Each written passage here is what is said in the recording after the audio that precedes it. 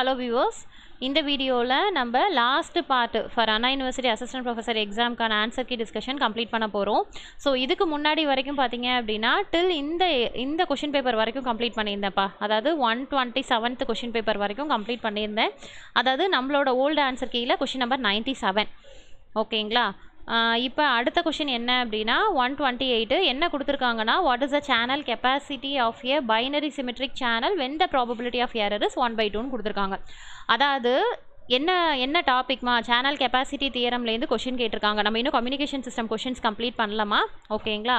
So channel கெப்பாசிட்டினாலே நம்ம மைண்டுக்கு டிஃபால்ட்டாக என்ன ஃபார்முலா வரும் அப்படின்னா, C = bandwidth into log of 1 + signal to noise ratio. ஓகேவா? அந்த ஃபார்முலா மைண்டுக்கு வரும். ஆனால் அதை பேஸ் பண்ணி இங்கே கிவன் டேட்டாஸ் கொடுக்கல. ஓகேங்களா? எனக்கு என்ன டேட்டாஸ் கொடுத்துருக்காங்கன்னா, ப்ராபபிலிட்டி எரர் எனக்கு 1/2 இருந்தால் சேனல் கெப்பாசிட்டி எனக்கு என்னன்னு கேட்டிருக்காங்க. ஓகேவா? ஸோ அப்போ என்னது, எனக்கு என்ன ஃபார்முலா, ப்ராபபிலிட்டி ஆஃப் எரர் அப்படின்னாலே பேஸ்ட் ஆன் என்ட்ரோஃபி. ஸோ என்ட்ரோஃபியை பேஸ் பண்ணி நீ என்ன பண்ணணும் அப்படின்னா சேனல் கெப்பாசிட்டி ஃபைண்ட் அவுட் பண்ணணும். ஸோ அப்போ என்னப்பா ஃபார்முலா, C = 1 - எனக்கு என்ட்ரோஃபி. கரெக்டா? ஸோ அப்போ என்ட்ரோஃபிக்கான ஃபார்முலா என்ன அப்படின்னா பின்னு சொல்லலாம், இல்லை P(E), அதாவது என்ன அப்படின்னா இங்கே ப்ராபபிலிட்டி ஆஃப் எரர்னு கொடுத்துருக்காங்க. So P(E) log of 1/P(E) + 1 - P(E) log of 1/1 - P. ஓகேங்களா? இதானப்பா ஃபார்முலா, என்ட்ரோஃபியோட ஃபார்முலா. ஸோ இதில் நீங்கள் என்ன பண்ணுவீங்க, ஜஸ்ட்டு பிக்கு பதிலாக என்னது, ப்ராபபிலிட்டி ஆஃப் எரர் வேல்யூ 1/2ன்னு கொடுத்துட்டாங்க. ஸோ சப்ஸ்டியூட் பண்ணிங்க அப்படின்னா உங்களுக்கு என்ன வரும், 1/2 log of 1/, நல்லா புரிஞ்சுக்கோங்க, இந்த பிக்கு பதிலாக 1/2 போடணும். ஸோ எங்கே பி இருந்தாலும் 1/2 போடுவீங்கல்ல. ஸோ 1/2 + 1 - 1/2னா எனக்கு டிஃபால்ட்டாக 1/2 வந்துடும். So log of 1/1 - 1/2. ஸோ இதை சிம்பிளிஃபை பண்ணிங்கன்னா உங்களுக்கு என்ன வரும், 1/2 log of இந்த 2 மேலே டிஃபால்ட்டாக போயிடும். அதே மாதிரி 1/2 log of கீழே எனக்கு 1/2 வரும். ஸோ அது டிஃபால்ட்டாக மேலே எனக்கு 2ன்னு போயிடும். ஸோ log 2ஓட வேல்யூ 1. ஸோ இதை சிம்பிளிஃபை பண்ணிங்கன்னா 1/2 + 1/2 வேல்யூ 1. இந்த வேல்யூ கேட்கல, எனக்கு கேட்டிருக்கிறது வந்து சேனல் கெப்பாசிட்டி கேட்டிருக்காங்க. ஸோ 1லேருந்து நான் என்ட்ரோஃபியை மைனஸ் பண்ணணும். என்னோட என்ட்ரோஃபியோட வேல்யூ 1. ஸோ 1 - 1 எனக்கு என்ன வந்துடும் அப்படின்னா வேல்யூ 0 வந்துடும். ஸோ இந்த கொஷனுக்கு வந்து ஆன்சர் வந்து பக்காவாக கொடுத்துருக்காங்க. ஸோ 0ங்கிறது தான் இதுக்கான கரெக்ட் ஆப்ஷன். நெக்ஸ்ட் கொஷின் பார்த்தீங்க அப்படின்னா, which of the following statement is true அப்படின்னு சொல்லி கேட்டிருக்காங்க. ஆக்சுவலாக இது வந்து ரேண்டம் ப்ராசஸ்லேருந்து கொஷின் கேட்டிருக்காங்கம்மா. நான் உங்களுக்கு சொன்னேன்ல லாஸ்ட் வீடியோவில் கட் ஆகிடுச்சுமா அப்படின்னு. ஸோ இந்த கொஷினுக்குமே நான் எப்படி எக்ஸ்பிளைன் பண்ணியிருந்தேன் அப்படின்னா, ஸோ இங்கே ஆன்சர் கீ பார்த்ததுனாலலாம் நான் சொல்லலை.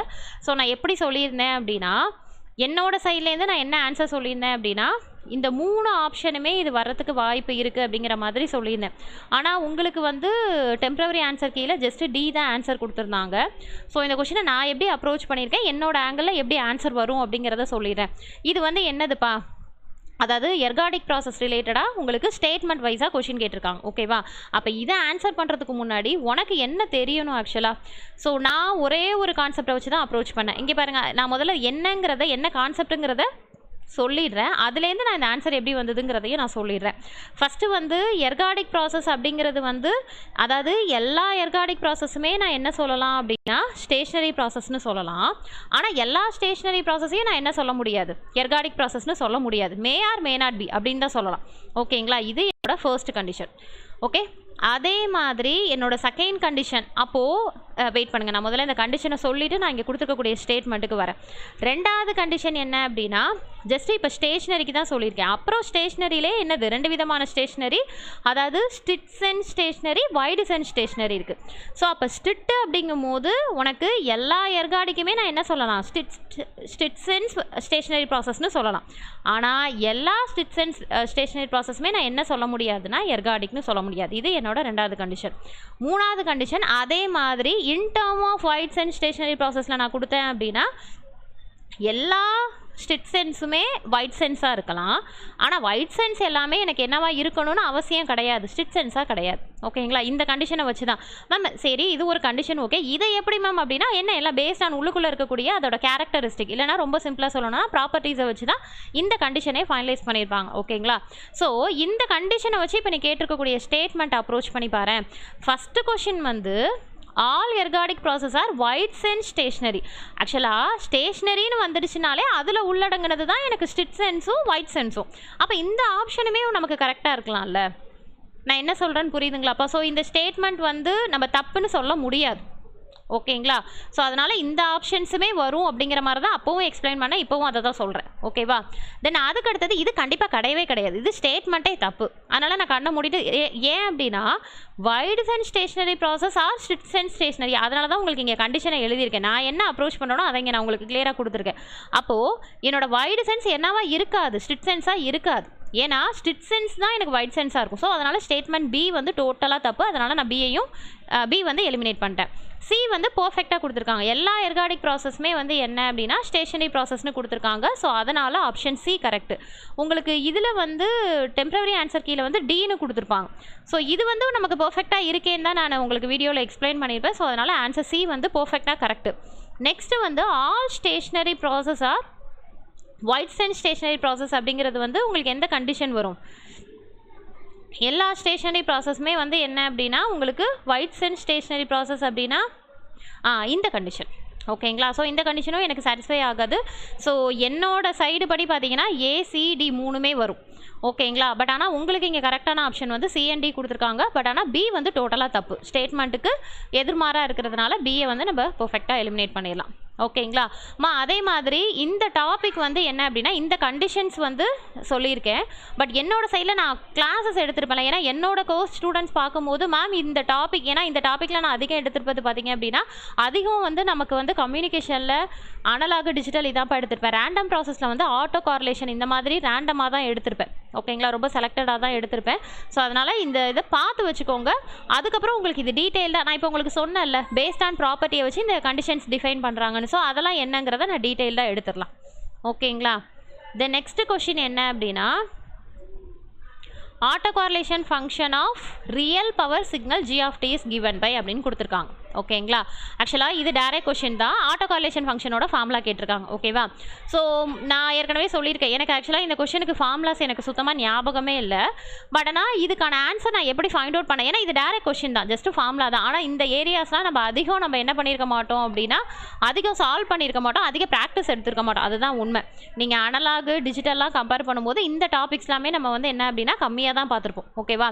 ஸோ அந்த விதத்தில் எனக்கு ஃபார்முலாஸ் ஞாபகம் இல்லை. ஸோ அதனால் நான் இது எப்படி கரெக்டான ஆன்சர் அப்படின்னு கொண்டு வந்தேன்னா ஃபர்ஸ்ட் ஆஃப் ஆல் வந்து ஆட்டோ காருலேஷன் அப்படின்னாலே காருலேஷன் இந்த மாதிரினாலே மோஸ்ட்லி உங்களோட ஃபங்க்ஷன் வந்து x of t minus tau அப்படிங்கிற மாதிரி இருக்கும். ஸோ இதில் வந்து எந்த டவுட்டுமே கிடையாது. ஓகேங்களா? ஸோ அதனால் ஏன்னா எனக்கு ஃபார்முலா ஞாபகம் இல்லை. ஸோ இந்த ஆன்சர் எப்படி, ஏன்னா உங்ககிட்ட ஏற்கனவே ப்ரீவியஸ் வீடியோவில் சொல்லியிருக்கேன், என்கிட்ட இப்போ கரண்ட் சுச்சுவேஷனில் கையில் சோர்ஸஸ் இல்லைம்மா அப்படின்ட்டு. ஸோ அதனால் இந்த ஃபார்முலாவை நான் எப்படி கொண்டு வந்தேன்னா இது டைரக்ட் ஃபார்முலா தான். ஸோ அதனால் ஜஸ்ட் ஃபார்முலா பார்த்துக்கோங்க அப்படிங்கிற மாதிரி நான் அடுத்தது மூவ் ஆகிருக்க முடியும். ஆனால் நான் வந்து எப்படி ஆன்சர் எடுத்தேன் அப்படின்னா x of t minus tau அப்படிங்கிறது கிட்டத்தட்ட நமக்கு அந்த ரேண்டம் ப்ராசஸ்லேயே ஃபார்முலாஸ் இந்த மாதிரி தான் வரும். கரெக்டா? ஸோ இதை வச்சு நான் என்ன பண்ணிட்டேன் அப்படின்னா ஏவையும் டியையும் ஈஸியாக எலிமினேட் பண்ணிட்டேன். எனக்கு ஆன்சர் தெரியாது, ஆப்ஷன் வச்சு நான் ஆன்சர் ஃபைண்ட் அவுட் பண்ணுறேன். ஸோ அந்த விதத்தில் நான் ஏவையும் டியையும் எலிமினேட் பண்ணிட்டேன். அப்போ எனக்கு பியா சியா அப்படிங்கும் போது அப்போ பிக்கும் சிக்கும் உள்ள டிஃப்ரென்ஸை மட்டும் பார்த்தேன். பிக்கும் சிக்கும் உள்ள டிஃப்ரென்ஸ் வந்து இந்த 2/t அப்படிங்கிறது எந்த இடத்துலையுமே வராது. இந்த ஃபார்முலான்னு இல்லை, ஜென்ரலாகவே 2/t அப்படின்னு வராது. அப்படியே வந்தாலும் 1/2t அந்த மாதிரி தான் நம்ம சிக்னல்ஸ் அண்ட் சிஸ்டம்லாம் படிச்சிருப்போம். ஸோ அதை வச்சு நான் என்ன பண்ணிட்டேன் அப்படின்னா ஈஸியாக எலிமினேட் பண்ணிட்டு ஆப்ஷன் சி தான் வந்து கரெக்டான ஆன்சர் அப்படிங்கிற மாதிரி கொண்டு வந்துட்டேன். ஓகேங்களாமா? ஸோ இது டைரக்ட் கொஷின் தான். ஸோ அதனால் நீங்கள் ஃபார்முலா எழுதிருப்பீங்க. பார்த்து எதுக்காக இதை திருப்பி சொல்கிறேன் அப்படின்னா இந்த ஃபார்முலாஸை பாருங்களேன்ப்பா, எல்லாமே ஒரே மாதிரி இருக்குது. இந்த ஃபார்முலாஸே நீ படிச்சிருக்கலாம், நோட்ஸாக எழுதி வச்சுருக்கலாம். ஆனால் ஒரு டைமில் செப்பரேட்டாக நமக்கு இந்த மாதிரி எக்ஸாம்னு பார்க்கும்போது எல்லாமே ஒரே மாதிரி இருக்கும்போது நமக்கு ஞாபகம், அதாவது என்னடா எல்லாமே ஒரே மாதிரி இருக்கும்போது எப்படி சூஸ் பண்ணுறது அப்படிங்கிற மாதிரி நமக்கு நிறைய கன்ஃபியூஸ் ஆகும். ஸோ அதனால் நான் என்ன பண்ணேன் அப்படின்னா எனக்கு சுத்தமாக ஃபார்முலாஸ் மைண்டுக்கு வரல. அதனால் நான் என்ன பண்ணேன்னா ஆப்ஷனில் இருந்தாமல் ஃபில்டர் பண்ணி எடுத்தேன். அதையும் ஓப்பனாக சொல்லிடுறேன். ஓகேவா? நெக்ஸ்ட் கொஷின் என்ன அப்படின்னா இதெல்லாம் ஈஸியான கொஷின் தான்ப்பா. Find the frequency of the lower side band. ஓகேவா? ரொம்ப சிம்பிளாக சொல்லணும் அப்படின்னா என்னோட லோயர் சைட் பேண்ட் ஃப்ரீக்வன்சி கேட்டிருக்காங்க. ஓகே, என்ன கொடுத்துட்டாங்கன்னா மெசேஜ் சிக்னல் கொடுத்துட்டு amplitude modulated using a carrier frequency. So FC கொடுத்துருக்காங்க, 100 kHz கொடுத்துட்டாங்க. அதுக்கு அடுத்தது முதல்ல எல்எஸ்பிக்கு நமக்கு என்னம்மா வேணும், ரெண்டே விஷயம் தான் வேணும். அப்பர் சைட் பேண்டுனா என்னோட மாடுலேட்டிங் ஃப்ரீக்வன்சியையும் கெரியர் ஃப்ரீக்வன்சியை ஆட் பண்ணணும், லோயர் சைட் பேண்ட்னா சப்ட்ராக்ட் பண்ணணும். ஆனால் எதுலேருந்து சப்ட்ராக்ட் பண்ணுங்கிறது ரொம்ப கேர்ஃபுல்லாக தெரியணும். ஏன்னா கெரியர் ஃப்ரீக்வன்சிலேருந்து சப்ட்ராக்ட் பண்ணுவோம். ரீசன் என்ன, கெரியர் ஃப்ரீக்வன்சி எனக்கு மாடுலேட்டிங் ஃப்ரீக்வன்சியை விட அதிகமாக இருக்கும், அதுதானே? ஓகே, இப்போ மாடுலேட்டிங் ஃப்ரீக்வன்சி எப்படி கண்டுபிடிப்பீங்க? உங்களுக்கு கொஷின் டேரெக்டாக கொடுக்கல, சின்ன பிள்ளைத்தனமாக கொடுக்காம எஃப்எம் மட்டும் நீங்கள் ஃபைண்ட் அவுட் பண்ணுங்க அப்படிங்கிற மாதிரி கொடுத்துருக்காங்க. ஸோ எஃப்எம் எப்படி ஃபைண்ட் அவுட் பண்ணுவேன்? ஏன்னா எஃப்எம்மும் எஃப்சியும் இருந்தது அப்படின்னா நான் என்ன கண்டுபிடிச்சிருவேன், இதுலேருந்து இதை சப்ட்ராக்ட் பண்ணனா எனக்கு என்ன கிடச்சிரும், லோயர் சைட் பேண்ட் கிடச்சிரும். ஸோ எஃப்எம் எப்படி கண்டுபிடிக்கலாம்னா அதுக்கு பதிலாக எனக்கு சிக்னலாக கொடுத்துட்டாங்க. ஸோ முன்னாடி இருக்கிறது ஆம்ப்ளிடியூடுன்னு சொல்லுவோம், இது வந்து நம்ம என்ன சொல்லுவோம் அப்படின்னா ஒமேகா எம்னு சொல்லுவோம். ஒமேகா எம் அப்படிங்கிறது எனக்கு 2πfm. ஓகேவா? ஸோ அப்போ எனக்கு இதில் எஃப்எம் அப்படிங்கிறது என்ன அப்படின்னா 2000. ஸோ எங்கே மேம் பை எடுக்கவே இல்லையா மேம் அப்படின்னா பை எடுத்திருப்பேன்ப்பா. ஸோ இந்த பைக்கும் அந்த பைக்கும் கேன்சல் ஆகிடும், அவ்வளோதான். ஓகேங்களா? ஸோ அப்போ எனக்கு என்ன அப்படின்னா 2000 அப்படிங்கிறது வந்து என்னோட எஃப்எம் வேல்யூ. ஓகேவா? ஸோ இப்போ இதை சப்ட்ராக்ட் பண்ணுங்கப்பா. 100 கிலோஹெர்ட்ஸு, இங்கே எனக்கு ஜஸ்ட் ஹெர்ட்ஸ் தான். ஓகேங்களா? கிலோ ஹெர்ட்ஸ்லாம் கிடையாது. ஸோ அதனால் நான் என்ன பண்ணிக்கிறேன்னா முதல்ல ஹெர்ட்ஸாக மாற்றிக்கிறேன். ஸோ கிலோவுக்கு வந்து என்னது 3 0 போட்டுப்பேன், மைனஸ் வந்து 2000. ஓகேங்களா? ஸோ ஹெர்ட்ஸாக மாற்றி, ஸோ என்னது இதுலேருந்து இதை மைனஸ் பண்ணிங்க அப்படின்னா உங்களுக்கு என்னப்பா வரும், அதாவது 99,999 வரும். ஸோ இந்த 999க்கு பதிலாக நான் என்ன பண்ணிடுவேன் அப்படின்னா கிலோ ஹெர்ட்ஸ்னு போட்டுருவேன். ஸோ இந்த கொஷின்லாம் ஈஸி தான். ஸோ இப்போ இந்த கொஷினுக்கான ஆன்சர் வந்து ஆப்ஷன் ஏ, இது கரெக்டாக தான் கொடுத்துருக்காங்க. ஓகே, நெக்ஸ்ட் கொஷின் என்ன கேட்டிருக்காங்கன்னா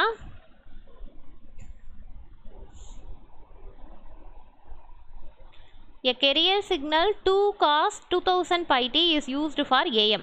What is the modulation index if the maximum value of the message is 1 volt, whether it is distracted or not? அவ்வளோதான் கேட்டிருக்காங்க. ஓகேவா? சரி, இப்போது இதில் வந்து பார்த்தீங்க அப்படின்னா இந்த ரெண்டாவது கொஷின்லாம் நம்ம கண்டுபிடிக்கணுங்கிறதெல்லாம் அவசியமே கிடையாது. ஓகேவா? ரொம்ப சிம்பிளாக சொல்லணும்னா எனக்கு கேட்டிருக்கிறது மாடுலேஷன் இண்டெக்ஸ் மியூவோட வேல்யூ கேட்டிருக்காங்க. ஸோ அது தெரிஞ்சாலே, இல்லை மேம் அப்போ டிஸ்ட்ராக்ஷன் எப்படி கண்டுபிடிப்போனா இங்கே வந்து உங்களுக்கு பெருசாக கன்ஃபியூஸ் ஆகிற மாதிரிலாம் கொடுக்கல, ஜஸ்ட்டு வந்து வேல்யூவும் ஒரே மாதிரி கொடுக்கல. இப்போ 2 வேல்யூ கொடுத்து, இப்போ 1ன்னு ஃபார் எக்ஸாம்பிள் 1.25ன்னு கொடுத்து டிஸ்ட்ராக்ஷன் லெஸ் அந்த மாதிரிலாம் கொடுத்துருந்தா கூட நமக்கு இதுக்குன்னு செப்பரேட்டாக இண்டிவிஜுவல் அட்டென்ஷன் கொடுத்துருப்பாங்கன்னு சொல்லலாம். அதெல்லாம் இல்லை, நீ ஜஸ்ட் மாடுலேஷன் இண்டெக்ஸ் கண்டுபிடிச்சனாலே ஆன்சர் வந்து கரெக்டாக கொண்டு வந்துடலாம். இப்போ ஃபஸ்ட்டு வந்து பார்த்தோன்னா என்னப்பா ஃபார்முலா, என்னோட மாடுலேஷன் இண்டெக்ஸு சாரி ஃபார்முலா என்ன, mu equal to AM divided by AC. கரெக்டாக? இதுவும் நான் என்ன சொல்லியிருக்கேன் அப்படின்னா எம் வந்து மேலே வரும், ஆம்ப்ளிடியூடு அதாவது மாடுலேட்டிங் சிக்னலோட ஆம்ப்ளிடியூட் வந்து மேலே வரும், கெரியர் சிக்னலோட ஆம்ப்ளிடியூட் வந்து கீழே வரும். ஸோ இதை கன்ஃபியூஸ் பண்ணிங்கன்னா தப்பாக வந்திருக்கும் அப்படின்னு சொல்லியிருப்பேன். ஓகேவா? ஸோ இப்போ AM டிவைடட் பை AC, இங்கே எனக்கு என்ன கொடுத்துட்டாங்க அப்படின்னா மேக்ஸிமம் வேல்யூ ஆஃப் மெசேஜ். நல்லா புரிஞ்சுக்கோ, மெசேஜ் மேக்ஸிமம்னு கீழே ஏசிக்கு போட்டுறக்கூடாது, மெசேஜ் சிக்னலோட ஆம்ப்ளிடியூட் கொடுத்துட்டாங்க பக்காவா 1ன்னு. அப்போ எனக்கு இங்கேயும் கொடுத்துட்டாங்க கெரியர் சிக்னல், இதெல்லாம் டேரக்ட் கொஷின். ஓகேங்களா? அதோட ஆம்ப்ளிடியூடுங்கிறது எங்கே முன்னாடி இருக்கிறதா ஆம்ப்ளிடியூடு. ஸோ 1/2. ஓகேங்களா? 1/2 அப்படிங்கிறது வந்து எப்படி இருக்கும், நம்ம மாடுலேஷன் இண்டெக்ஸ்லாம் நம்ம படிச்சிருப்போம்ல, மாடுலேஷன் இண்டெக்ஸை பொறுத்த வரைக்கும் 1 இல்லைனா 1 விட கம்மியாக இருக்கணும், அதிகமாக இருந்தால் எனக்கு என்ன ஆகிடும் அப்படின்னா டிஸ்ட்ராக்ஷன் ஆகிடும் அப்படிங்கிற மாதிரி படிச்சிருப்போம். ஓகேங்களா? ஸோ அப்போ எனக்கு மாடுலேஷன் இண்டெக்ஸோட வேல்யூ 1/2 ஆர் 0.5. ஸோ 0.5 இருந்தது அப்படின்னா அங்கே டிஸ்ட்ராக்ஷன் வந்து கம்மியாக தான் இருக்கும். ஓகேங்களா? ஸோ அப்படி பார்த்தா இந்த கொஷனுக்கான ஆன்சர் வந்து ஆப்ஷன் பி. ஓகேங்களாப்பா? நெக்ஸ்ட்டு வந்து நான் எதுக்காக சொல்ல வரேன்னா இந்த 0.5ங்கிறது எங்கேயுமே இல்லை பாருங்கள். ஸோ கன்ஃபியூஸ் ஆகிறதுக்குலாம் நமக்கு வாய்ப்பே இல்லை, நீ கண்டுபிடிச்சா அப்படின்னாலே டக்குன்னு போட்டு அடுத்தடுத்ததுக்கு மூவ் ஆகிக்கலாம். நெக்ஸ்ட்டு என்ன கொஷின் கொடுத்துருக்காங்க அப்படின்னா what is the range of instantaneous frequency of FM signal using a carrier frequency of 100 MHz and the message signal vary from -2 to 2 volt. frequency sensitivity value கொடுத்துட்டாங்க. ஓகேங்களா? சரி, இப்போ இதில் என்னமா கேட்டிருக்காங்க, ஆக்சுவலாக இந்த கொஷினுக்கு வந்து ஆப்ஷன் வந்து ஓல்டு ஆன்சர் கீழே வந்து வேறு ஆன்சர் கீ கொடுத்துருந்தாங்கன்னு நினைக்கிறேன், I think so. Okay, so இந்த இதுக்கு வந்து என்ன வரும் அப்படின்னா என்ன கேட்டிருக்காங்கம்மா, ரொம்ப சிம்பிளாக சொல்ல போனோம்னா என்னோட கிவன் டேட்டா வந்து கெரியர் ஃப்ரீக்வன்சி கொடுத்துருக்காங்கம்மா. ஓகேவா? எஃப்சி வேல்யூ கொடுத்துருக்காங்க, மெசேஜ் சிக்னலோட ஆம்ப்ளிடியூட் வந்து எனக்கு என்னவா ஆகுதா -2லேருந்து 2க்கு வந்து வெரி ஆகுதுன்னு கொடுத்துருக்காங்க. ஏன் அதை கொடுத்துருக்காங்க, எனக்கு என்ன கேட்டிருக்காங்க அப்படின்னா இன்ஸ்டன்டேனியஸ் ஃப்ரீக்வன்சியோட ரேஞ்சு கேட்டிருக்காங்க. ஓகேங்களா? அதனால் உங்களுக்கு என்ன கொடுத்துருக்காங்க அப்படின்னா மெசேஜ் சிக்னல் வந்து ஆம்ப்ளிடியூட் வந்து எவ்வளோ வேரி ஆகுதுன்னு கொடுத்துருக்காங்க. அடிஷ்னலாக ஃப்ரீக்வன்சி சென்சிட்டிவிட்டி கொடுத்துட்டாங்க. இப்போ இந்த கொஷின் வந்து ரொம்ப டேரக்ட் கொஷின் சொல்ல முடியாது. ஓகேங்களா, நீ வந்து எஃப்எம் சிக்னல் அதாவது ஃப்ரீக்வன்சி மாடுலேஷனை இன்டெப்த்தாக டெரிவேஷன்லாம் படிச்சிருந்த அப்படின்னா நம்ம இன்ஸ்டன்டேனியஸ் ஃப்ரீக்வன்சியை வந்து எப்படிப்பா கால்குலேட் பண்ணுவோம்? ஃபார்முலா என்னப்பா? FI of D equal to, உனக்கு ஃபார்முலாவே தெரியலனா கூட இந்த இந்த ஃப்ரீக்வன்சி சென்சிட்டிவ் வச்சு நம்ம ஆன்சர் கண்டுபிடிக்கலாம். ஓகேவா? F I of D equal to F C plus K F. K F அப்படிங்கிறது என்னது? என்னோட frequency sensitivity divided by 2π into M of T. M of டியில் தான் நீ என்ன பண்ணணும் அப்படின்னா, இப்போ இது வந்து ஜஸ்ட் இன்ஸ்டன்டேனியஸ் ஃப்ரீக்வன்சியோட ஃபார்முலா. எனக்கு இங்கே கேட்டிருக்கிறது ரேஞ்சு கேட்டிருக்காங்க. ஸோ அப்போ ரேஞ்சு கேட்டிருந்தாங்கன்னா நீ என்ன பண்ணுவேன்னா மேக்ஸிமம்க்கும் மினிமம்க்கும் கண்டுபிடிக்கணும். கரெக்டாக? இப்போ நீ ஃபஸ்ட்டு மேக்ஸிமம்க்கு கண்டுபிடிக்கிற அப்படின்னா என்னப்பா வரும்? எஃப்சி கெரியர் ஃப்ரீக்வன்சி, அதில் எந்த சேஞ்சஸுமே இல்லை. 100 இன்ட்டு மெகாங்கிறதுனால 10⁶, கேஎஃப்னா 2π into 10⁵ divided by 2π. M of டிங்கிறது நல்லா புரிஞ்சுக்கோ, மேக்ஸிமம். ஸோ மேக்ஸிமம் மெசேஜ் சிக்னலோட ஆம்ப்ளிடியூட் கொடுக்கணும், அதனால் இன்ட்டு 2. ஓகேவா? இதை சிம்பிளிஃபை பண்ணிங்கன்னா என்ன வரும்னா 2πக்கு 2π கேன்சல் ஆகிடும். 100 இன்ட்டு 10⁶ ப்ளஸ் 2 இன்ட்டு 10⁵. இதில் தான் ரொம்ப கேர்ஃபுல்லாக இருக்கணும். வித்தவுட் கேல்குலேட்டரில் பக்காவாக ஆன்சர் கொண்டு வந்துடலாம். நான் இதை என்ன பண்ணிக்கிறேன்னா யூனிக்காக 10⁶ மாற்றணும். அப்போ 100 இன்ட்டு 10⁶ ப்ளஸ் 0.2 இன்ட்டு 10⁶. ஸோ இதை நான் எப்படி எழுதிக்கலாம் அப்படின்னா 100 ப்ளஸ் 0.2 அப்படின்னா 100.2 கரெக்ட். 100.2 இன்ட்டு 10⁶. இது என்னோட மேக்ஸிமம் வேல்யூ. கரெக்டுங்களா? ஸோ இதை நான் 10⁶ மெகாஹெர்ட்ஸ்னு எடுத்துக்கலாம். அப்போ என்னோட மேக்ஸிமம் ஃப்ரீக்வன்சி வேல்யூ வந்து மேக்ஸிமம் இன்ஸ்டன்டேனியஸ் ஃப்ரீக்வன்சியோட வேல்யூ வந்து 100.2 மெகாஹெர்ட்ஸ். ஓகேவா? இப்போ நீங்கள் கம்மின்னு வச்சுக்கோங்களேன், மினிமம் வேணும் அப்படின்னா ரொம்ப சிம்பிள். என்ன பண்ணுவீங்க? நடுவில் மைனஸ் வரும். ஸோ இதை நான் உங்களுக்கு எக்ஸ்பிளைன் பண்ணுறதுக்காக போடுறேன், இல்லைனா பார்த்தாலே ஆன்சர் போட்டுடலாம். இங்கே பாரு, இங்கே மைனஸ் வரும், இங்கே எப்படி மைனஸ் வரும்? ரீசன் என்னென்னா, எனக்கு இந்த இடத்துல வேல்யூ என்ன சப்ஸ்டியூட் பண்ணுவீங்க? +2, ஆம்ப்ளிடியூட் வந்து -2ன்னு போடுவீங்க. கரெக்டாக? -2ங்கும் போது டிஃபால்ட்டாக எனக்கு மைனஸ் வந்துடும். ஃபார்முலாவில் மைனஸ் வராதுமா, என்னோட கொடுத்துருக்கக்கூடிய கிவன் வேல்யூ வந்து -2ல், அதனால் நான் மைனஸ் சப்ஸ்டியூட் பண்ணும்போது நடுவில் மைனஸ் வரும். ஸோ 100 -2 வராது. ஏன்னா இங்கே நம்ம என்ன பண்ணுறேன்? 10⁶ மாத்திரல்ல. ஸோ 100 - 0.2. அப்போ எனக்கு டிஃபால்ட்டாக என்ன வந்துடும் அப்படின்னா 99.8 மெகாஹெர்ட்ஸ்னு வரும். ஓகேங்களா? ஸோ இதுக்கான ஆப்ஷன் பார்த்தீங்க அப்படின்னா உங்களுக்கு ஆன்சர் வந்து ஆப்ஷன் ஏ கரெக்டாக இருக்குது ஆன்சர். ஓகேங்களா? நெக்ஸ்ட் கொஷின், இது வந்து டைரக்ட் கொஷின் தான்ப்பா. என்னப்பா கேட்டிருக்காங்க? Which of the frequency given below produce an image frequency for an AM station operating at 1000 kHz? இது என்ன டாபிக் ஆக்சுவலாக? நம்ம சூப்பர் ஹெட்ரோடைன் ரிசீவர் பார்த்துருக்கோம்ல. ஸோ சூப்பர் ஹெட்ரோடைன் ரிசீவரில் வந்து உங்களுக்கு அது என்னது?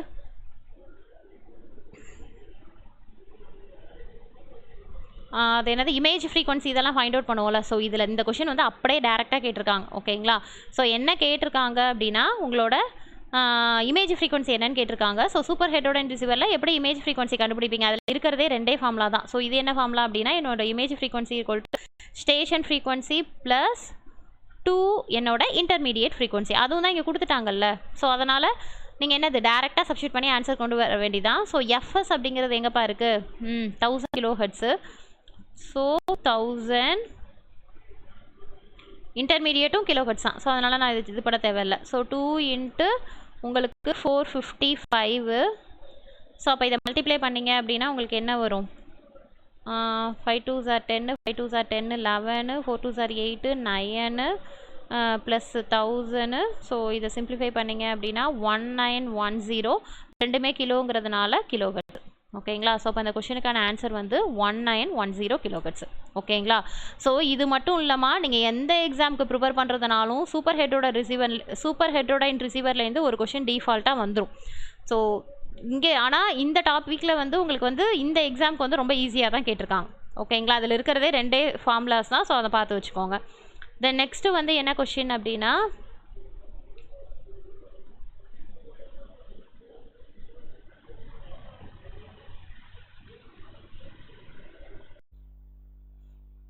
what is the autocorrelation of a random process x of t equal to a cos of omega ct plus theta. அதில் தீட்டாங்கிறது வந்து யூனிஃபார்ம்லி டிஸ்ட்ரிபியூட்டட் மென்ஷன் பண்ணிட்டு அதோட ரேஞ்சு கேட்டிருக்காங்க.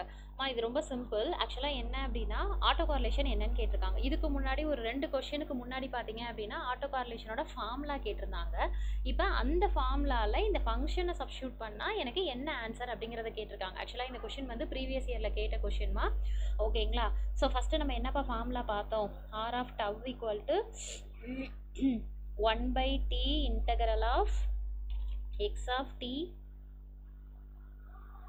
லிமிட் வந்து -t/2 to t/2 x of t minus tau dt. கரெக்டுங்களா? So இதுதான் formula. இதில் x of tக்கு பதிலாக என்ன சப்ஸ்டியூட் பண்ணுவீங்க? இந்த இங்கே கொடுத்துருக்கக்கூடிய ஃபங்க்ஷனை அப்படியே சப்ஸ்டியூட் பண்ணுவீங்களா? ஸோ சப்ஸ்டியூட் பண்ணிங்க அப்படின்னா 1/t integral of a cos omega ct plus theta into ஏன்னா X of T into T minus tau. So T இருக்கிற இடத்துல நான் என்ன ரீப்ளேஸ் பண்ணணும்? டி மைனஸ் டவ்னு ரீப்ளேஸ் பண்ணணும். A cos of omega C டிக்கு பதிலாக t minus tau plus theta into dt. இதை கொஞ்சம் நான் சிம்பிளிஃபை பண்ணிக்கவா? சிம்பிளிஃபை பண்ணால் எனக்கு என்ன வரும்? 1/t மைனஸ் அந்த லிமிட்டை போட்டுக்கோங்க. ஏ 2a இருக்குமா, அதனால் நான் ஏ ஸ்கொயர்னு எடுத்துக்கிறேன். cos omega ct plus theta into இதை நான் எப்படி எழுதலாம்னா cos omega ct minus omega c tau plus theta into dt. அவ்வளோதான். ஓகேங்களா? இப்போ இந்த ஏ ஸ்கொயர் வந்து எனக்கு எதுக்குமே யூஸ் ஆகாது, அதனால நான் வெளியில் எடுத்துக்கிறேன். A square by T integral of இப்போது இந்த மாதிரி 2 டேர்ம் காஸ் டேர்மில் இருக்குது. ஸோ ஆஸ் யூஷுவல் நம்ம என்னது மேத்தமெட்டிக்கல் எக்ஸ்பிரஷன் அந்த ஃபார்முலா எடுப்போம்ல, cos A cos B formula. So அந்த ஃபார்முலா படி நான் என்ன பண்ணுறேன் அப்படின்னா எலாபரேட் பண்ணி எழுதுகிறேன். ரீசன் என்னென்னா நான் என்ன பண்ணணும்? இன்டெக்ரல் பண்ணணும் with respect to -t/2 t/2 integral பண்ணணும். ஸோ அதனால் இப்படியே இந்த காஸ் ஏ காஸ் பி வச்சு இன்டெக்ரல் பண்ண முடியாததுனால நமக்கு என்ன formula? Cos A cos B equal to, அதாவது காஸ் ஏ காஸ் பிக்கு என்ன ஃபார்முலா அப்படின்னா 1/2 cos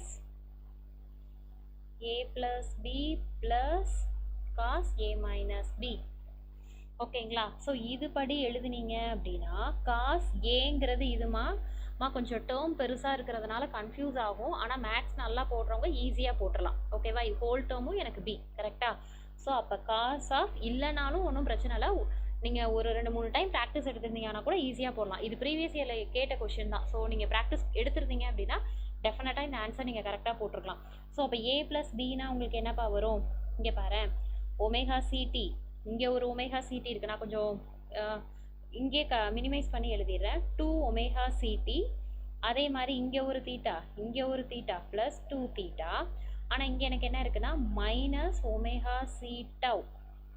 ஓகேங்களா? இது என்னது பாது? காஸ் இந்த ஃபார்முலா படி இங்கே நான் எலாபரேட் பண்ணி எழுதுறேன். அப்போ காஸ் ஏ ப்ளஸ் பி முடிச்சிட்டேன். அதுக்கு அடுத்தது plus cos A minus B. அப்போ அதை கண்ணை மூடிட்டு போடலாம். என்னது? இந்த டேர்மும் கேன்சல் ஆகிடும். ஏன்னா மைனஸில் வரும்போது ப்ளஸ் தீட்டாவும் இந்த ப்ளஸ் தீட்டாவும் கேன்சல் ஆகிடும். ஏன் அப்படின்னா மைனஸ் ஆஃப், ஸோ அதனால் அது கேன்சல் ஆகிடும். ரிமைனிங் இருக்கக்கூடியது இது மட்டும்தான் வரும், ஒமேகா சி டவ். ஓகேங்களா? ஸோ இதுக்கு அடுத்தது மேம் இதை எலிமினேட் பண்ணுறதுக்கு தான் இந்த டேர்மே எழுதுனீங்க. காஸ் ஏ காஸ் பியை ரீப்ளேஸ் பண்ணி cos A plus B into cos A plus B plus cos A minus பின்னு எலிமினேட் பண்ணீங்க. பட் இதுவுமே நமக்கு பெரிய இன்டெக்ரலாக இருக்கே அப்படின்னு கேட்கலாம். ஒன்றும் இல்லைப்பா, ஆக்சுவலாக நான் ஏற்கனவே சொல்லியிருந்தேன், ப்ராக்டிஸ் எடுத்திருந்தீங்கன்னா இது ஈஸியாக இந்த டேர்மை with respect to -t/2 to t/2ல் இன்டெக்ரல் பண்ணிங்கன்னா இதோட வேல்யூ 0. ஓகேங்களா? ஸோ அப்போ நமக்கு மிஞ்சி இருக்கிறதே பார்த்தீங்க அப்படின்னா இந்த 2வது டேர்ம் தான். அப்போ 2வது டேர்ம் எனக்கு என்னப்பா வரும்? ஸோ ஏ ஸ்கொயரு ஏற்கனவே ஃபார்முலாவில் வந்து என்னது 1/2 cos A plus B plus cos A minus பியா. ஸோ அதனால் இங்கே ஒரு டிஃபால்ட்டாக எனக்கு இந்த 1/2 வெளில எடுப்பேன், 2tன்னு வந்துடும். Integral of -t/2 to t/2 cos omega C tau. ஓகேவா? இப்போ இதை நான் இன்டெக்ரல் பண்ணுறேன்னு வச்சுக்கோங்க. இன்டெக்ரல் பண்ணனா எனக்கு என்ன வரும்? இன்டெக்ரல் பண்ணேன் அப்படின்னா எனக்கு இந்த cos omega C tau into எனக்கு என்ன வரும் அப்படின்னா எனக்கு இந்த வேல்யூ வந்து டீன்னு வந்துடும். ஓகேங்களா? அது எப்படி வரும் அப்படின்னா -t/2 to +t/2 என்னோட வேல்யூ இங்கே 1 வரும். லிமிட்டை சப்ஸ்டியூட் பண்ணிங்கன்னா -t/2 +t/2 வேல்யூ 1 வரும். ஓகேங்களா? இந்த டீயும் கேன்சல் ஆகிடுச்சுன்னா ரிமைனிங் எனக்கு என்ன இருக்கும்?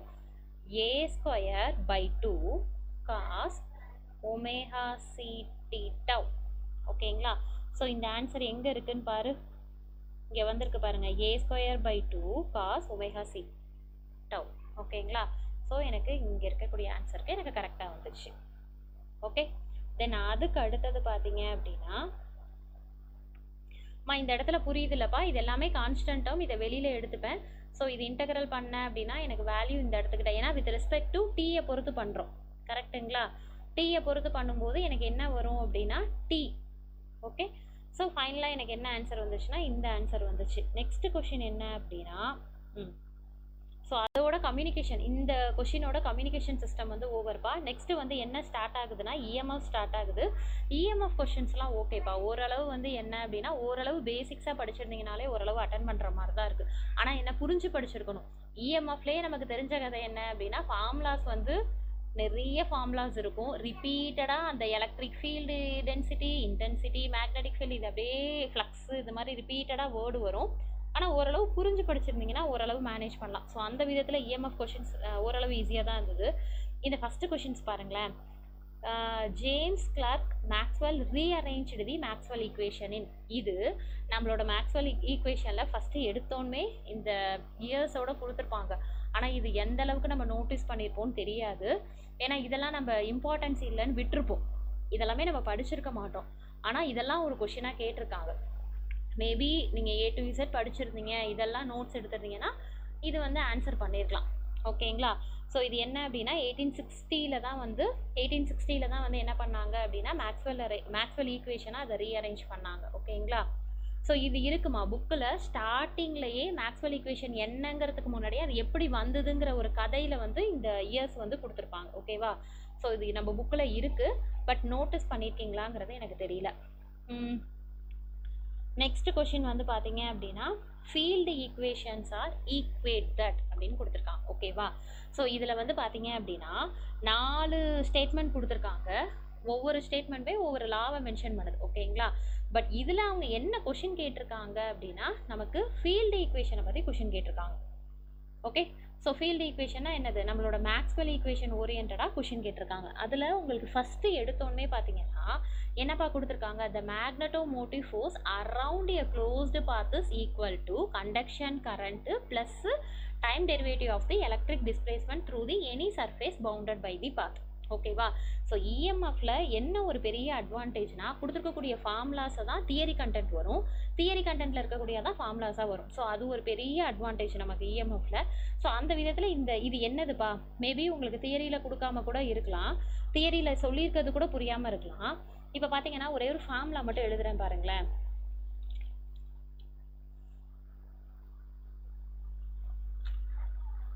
Integral of BDL B vector DL vector mu naught IE, இதை நம்ம எலாபரேட் பண்ணி எழுதணும் அப்படின்னா mu naught IC plus mu naught epsilon naught D psi divided by DT. ஓகேங்களா? ஸோ இந்த ஈக்குவேஷனுக்கான இந்த லாஸ்க்கான ஈக்குவேஷன் இங்கே எழுதியிருக்கேன். இதை பார்த்தா என்னப்பா தெரியுது? நம்ம மேக்ஸ்வெல் ஈக்குவேஷனில் இன்டெக்ரல் ஃபார்ம் எழுதியிருக்கிறேன். இன்டெக்ரல் ஃபார்மில் எந்த லாப்பா எழுதியிருக்கிறேன்? ஆம்பையர் லா எழுதியிருக்கிறேன். ஓகேங்களா? கொஷின் அதுதானே கேட்டிருக்காங்க. ஃபீல்டு ஈக்குவேஷன் என்ன சொல்லுது அப்படின்னா, அதாவது மேக்ஸ்வெல் ஈக்குவேஷனில் அப்போ BCD எல்லாம் என்னன்னு பார்த்தீங்க அப்படின்னா உங்களுக்கு என்னப்பா வரும்? ஆப்ஷன் பிங்கிறது வந்து எதை மென்ஷன் பண்ணுது அப்படின்னா ஆம்பையர் லா வித் மேக்ஸ்வெல் அடிஷனை சொல்லும். எது? Option B. சி வந்து என்னலா அப்படின்னா உங்களுக்கு காஸ்லா சொல்லும். டி அப்படிங்கிறதும் வந்து என்ன அப்படின்னா கிட்டத்தட்ட காஸ்லாவை தான் சொல்லும். ஓகேங்களா? ஸோ ஃபஸ்ட்டு நீங்கள் இந்த இந்த கொஷினுக்கு நீங்கள் என்ன பண்ணணும்னா ஒவ்வொரு ஈக்குவேஷனுங்கிறத விட ஒவ்வொரு ஸ்டேட்மெண்ட் என்ன சொல்லுதுங்கிறத பார்க்கணும். இதில் நமக்கு என்ன கொஷின் கேட்டிருக்காங்கங்கிற மாதிரி பார்க்கணும். ஸோ அப்படி பார்த்தீங்கன்னா எனக்கு ஃபஸ்ட் ஈக்குவேஷன் நான் முதல்ல இங்கே எழுதிட்டேன். ஓகேங்களா. ஸோ இது வந்து இதுக்கு ரெலவெண்ட்டாக இருக்குது அப்படின்னா அப்சல்யூட்டாக இதுதான் ரெலவெண்ட்டாக இருக்குது. என்ன அப்படின்னா நம்ம மேக்ஸ்வெல் ஆம்பையர் லான்னு ஒரு லாஸ்ட் இன்டெக்ரல் ஃபார்மில் நம்ம பார்த்துருப்போம், லாஸ்ட் தேர்ட் லா. ஓகேங்களா, அதை தான் இங்கே மென்ஷன் பண்ணியிருக்கேன். ஸோ அது வந்து இந்த கொஷனுக்கு ஆப்டாக இருக்கிறதுனால இதுதான் நம்மளோட ஆன்சர்.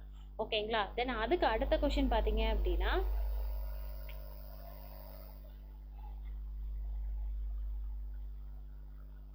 கண்டக்டிவிட்டி ஆஃப் காப்பர், அதாவது காப்பரோட கண்டக்டிவிட்டி வேல்யூ கேட்டிருக்காங்க. ஓகேங்களா. ஸோ இது வந்து சம்ஸு சால்வ் பண்ணியிருந்தீங்கன்னா இந்த கொஷின் ஆன்சர் பண்ணலாம். மோஸ்ட்லி சம்ஸில் வந்து காப்பர் ரிலேட்டடாக கொடுத்துருந்தாங்கன்னா கண்டக்டிவ் வேல்யூ கொடுத்துருவாங்க, ப்ராக்கெட்டில் போட்டு கொடுத்துருவாங்க. ஓகேங்களா. ஸோ அதனால் சம்ஸ் எல்லாம் அதிக ப்ராக்டிஸ் எடுத்துருந்தீங்கன்னா இந்த கொஷின் ஆன்சர் பண்ணலாம்ப்பா. ஓகேங்களா. ஸோ அதனால் இஎம்எஃப்ல வந்து எப்படி கொஷின் கேட்டிருக்காங்கன்னா அதாவது ஆன்சர் பண்ணாத அளவுக்கு நம்ம அந்த அளவுக்கு அவேர்னஸ் இல்லாத கொஷின்ஸ்லாம் இதெல்லாமே வேல்யூஸ் இருக்கும், நம்ம அந்தளவுக்கு டிஃபால்ட்டாக படிக்கணுங்கிறதுல. ஸோ இதை ஒரு கொஷினாக கேட்டிருக்காங்க. ஓகேங்களா. அதனால தான் சொல்கிறேன், இந்த கொஷின்ஸ்லாம் நீங்கள் சம்ஸ் நிறைய சால்வ் பண்ணியிருந்தீங்கன்னா டிஃபால்ட்டாக இதுதான் ஆன்சர் அப்படிங்கிற மாதிரி ஞாபகம் வந்திருக்கும். அதுக்கடுத்தது இது வந்து அப்படியே டைரக்ட் கொஷின் தான்ப்பா கேட்டிருக்காங்க, அதாவது எலக்ட்ரோ மேக்னெட்டிக் வேவ் ஈக்குவேஷன். ஓகேங்களா. ஸோ இது வந்து ரொம்ப ரொம்ப இம்பார்ட்டன்ட் கொஷின், நம்ம ரிப்பீட்டடாக கேட்கக்கூடிய கொஷினும் கூட.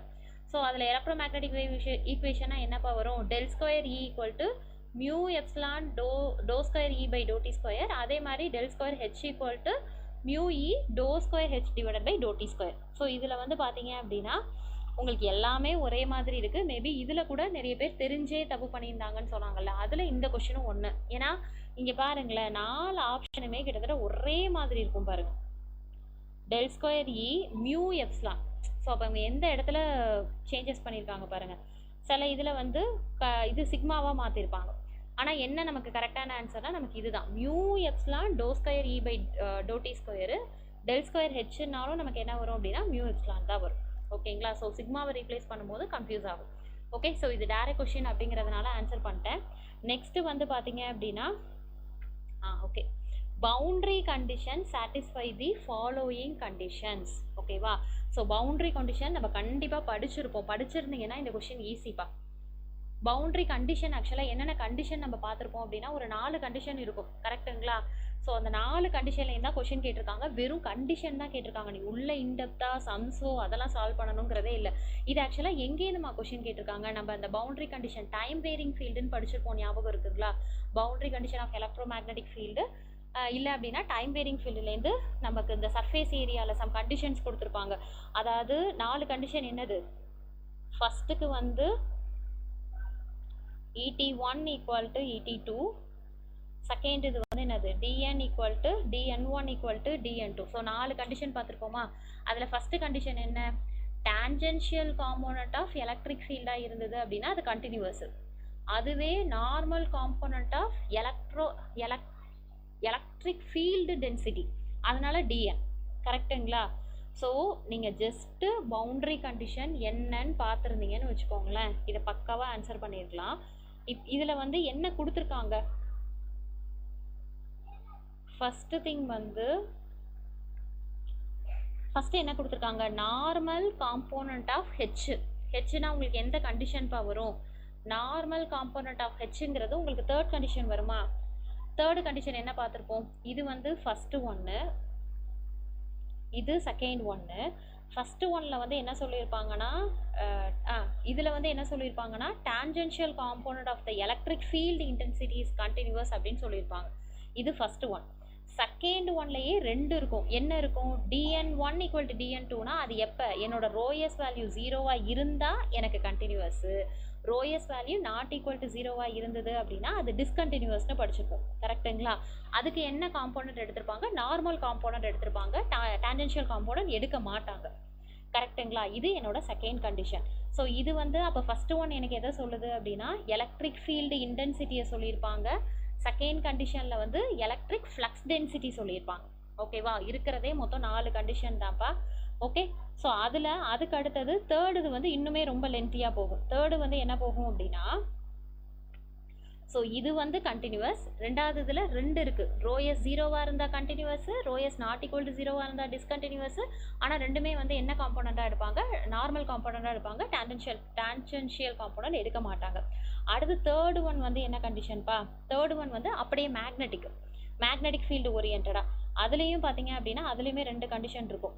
அதாவது HT1 = HT2 எக்ஸப்ட் எனக்கு பர்ஃபெக்ட் கண்டக்டராக இருந்தால் என்ன வரும், இல்லை அப்படின்னா பர்ஃபெக்ட் கண்டக்டராக இருந்தால் என்ன வரும் அப்படின்னு சொல்லி பார்த்துப்போம். ஒட்டு மொத்தத்தில் எனக்கு என்னது tangential component of magnetic field வந்து எனக்கு டிஸ்கண்டினியூஸ் அட் த பவுண்ட்ரி. அது வந்து எனக்கு தேர்ட் ஒன். என்ன கண்டிஷனு? HT1 = HT2. ஓகேங்களா? தென் அதே மாதிரி ஃபோர்த் ஒன் வந்து எனக்கு என்ன அப்படின்னா, ஃபோர்த் ஒன் வந்து டான்ஜென்ஷியல் காம்போனன்ட் வராது, நார்மல் காம்போனன்ட் வரும். ஓகே, அப்போ அதுக்கு என்ன கண்டிஷன்னா எனக்கு Bn1 = Bn2. ஓகேவா? இது என்னப்பா? அது normal component of the magnetic flux density. ஓகேவா? இது கன்ஃபியூஸ் ஆகிறதுக்கு ஒன்றுமே கிடையாது, ரொம்ப ஈஸி தான்.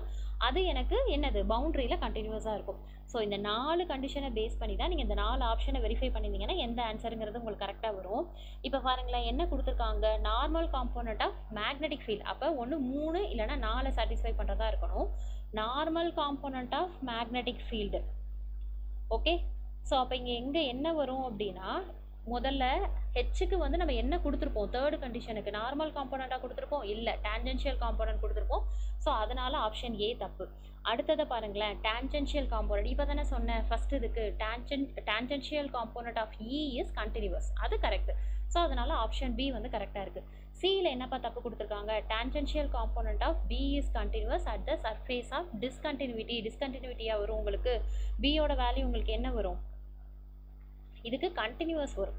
ஓகேங்களா? ஏன்னா இது வந்து உங்களுக்கு டிஸ்கண்டினியூஸ், இது கண்டினியூஸ். ஆனால் உங்களுக்கு டிஸ்கண்டினியூஸ்னு கொடுத்துருக்கிறதுனால ஆப்ஷன் சி தப்பு. டி வந்து உங்களுக்கு என்ன அப்படின்னா டான்ஜென்ஷியல் காம்போனன்ட் ஆஃப் டி.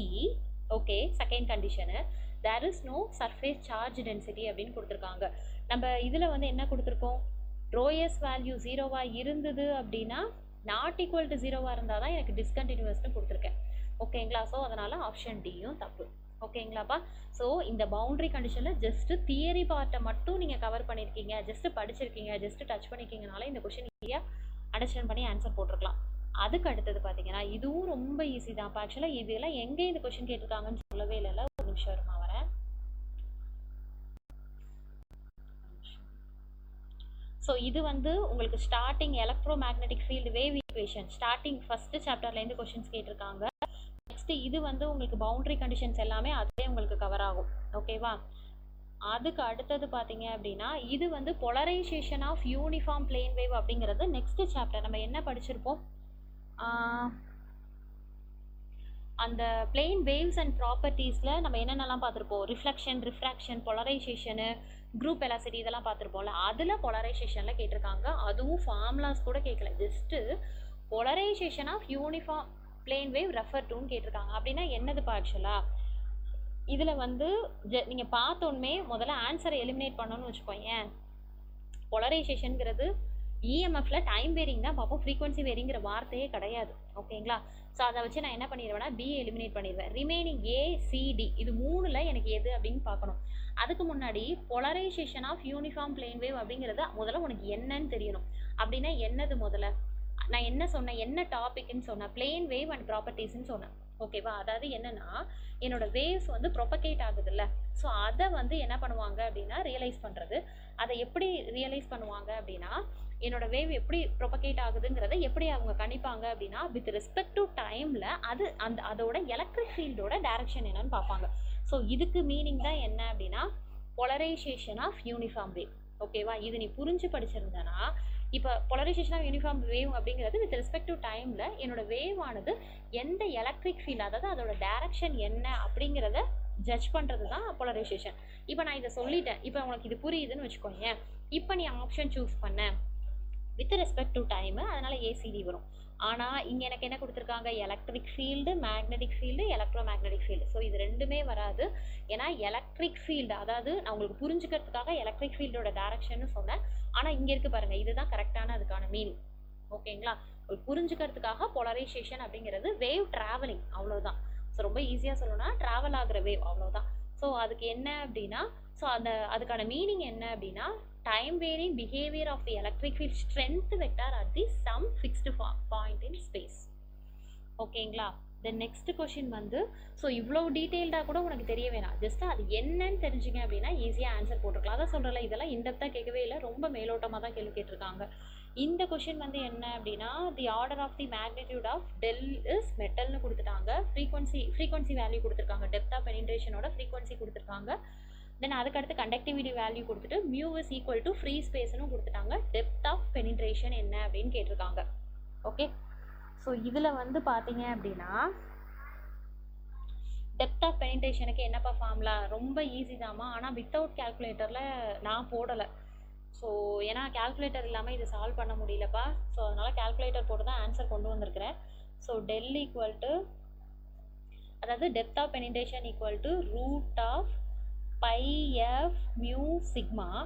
ஓகேங்களா, மியூவோட வேல்யூ என்ன கொடுத்துட்டாங்கன்னா மியூ நாட்டுக்கு ஈக்குவல்னு கொடுத்துட்டாங்க. So mu naught equal to எனக்கு என்னப்பா வேல்யூ வரும், 4π × 10⁻⁷.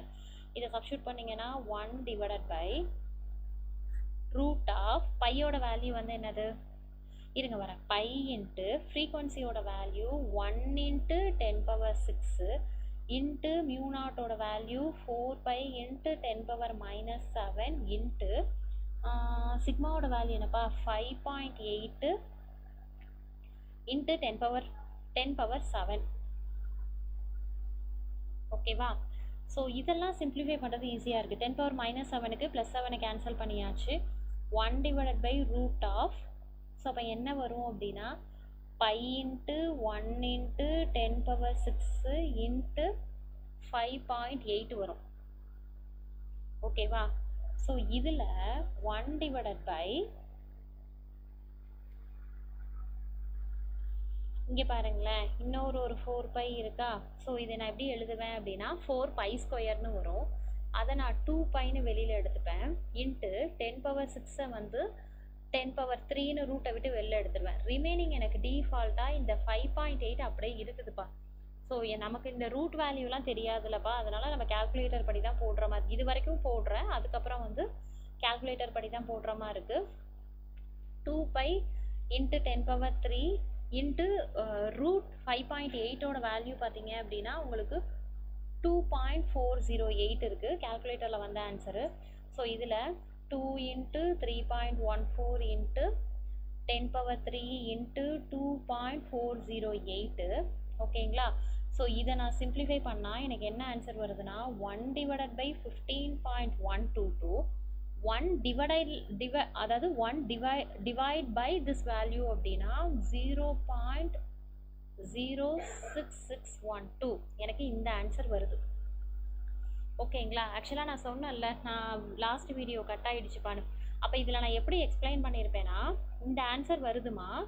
ஸோ இதில் வந்து பார்த்தீங்க அப்படின்னா உங்களுக்கு இது எல்லாமே இந்த 4 வேல்யூமே நியரஸ்ட் வேல்யூவாக கொடுத்துருக்காங்க. ஃபைனல் ஆன்சர் பார்த்தீங்கன்னா 4 வேல்யூமே உங்களுக்கு நியரஸ்ட்டாக இருக்குது. அப்போ நான் எப்படி சொல்லியிருப்பேன்னா உங்களுக்கு இந்த ஆன்சரும் வரும், சரி நியரஸ்ட் வேல்யூங்கிறதுனால உங்களுக்கு இந்த ஆன்சரும் வரும். ஏன்னா 0.0661, ஸோ 661னா இதுவும் வரும் இதுவும் வரும் அப்படிங்கிற மாதிரி சொல்லியிருப்பேன். உங்களோட டெம்பரவரி ஆன்சர் கீழே ஆப்ஷன் டின்னு கொடுத்துருந்தான்.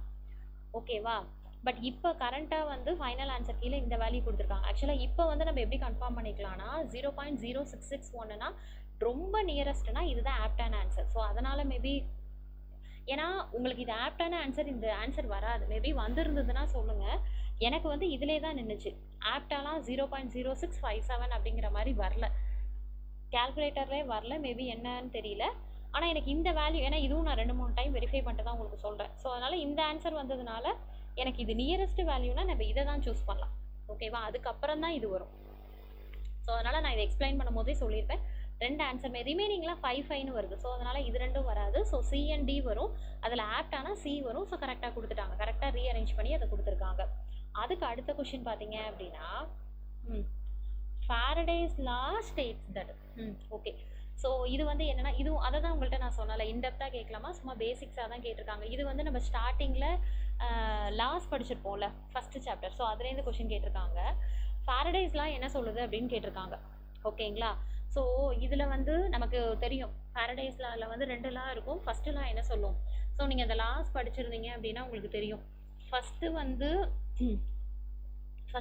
லா வந்து என்ன அப்படின்னா ஒரு க்ளோஸ்டு சர்க்கியூட்டில் வந்து ஆக்சுவலாக ஃபாரடே என்ன பண்ணுவாங்க, உங்களுக்கு காயிலில் வந்து பேட்டரியோட கனெக்ட் பண்ணி, நம்ம அதை தானேப்பா படிச்சிருப்போம், அதாவது காயிலோட பேட்டரியை கனெக்ட் பண்ணி ஒரு சுவிட்சு வச்சு, ஸோ இந்த சர்க்கியூட்டை க்ளோஸ் பண்ணாங்க அப்படின்னா இதில் இன்டியூஸ் ஆகக்கூடிய இஎம்எஃப் வந்து இதுக்கு நான் நியரஸ்ட்டாக வேறு ஒரு சர்க்கியூட் வச்சு அதில் கேல்வனாமீட்டர் வச்சேன் அப்படின்னா இதில் ஜென்ரேட் ஆகக்கூடிய கரண்ட் ஆனது எனக்கு என்ன பண்ணும் அப்படின்னா இன்டியூஸ்டு இஎம்எஃப் கிரியேட் பண்ணும். விச் மீன்ஸ் எனக்கு அடுத்த சர்க்கியூட்டில் எனக்கு என்ன ஆகும், அதாவது இதில் எனக்கு என்ன ஜென்ரேட் ஆகும், மேக்னெட்டிக் ஃபீல்டு ஜென்ரேட் ஆகும். நல்லா உங்களுக்கு புரியும்னு சொல்லிட்டு நான் சொல்கிறேன்.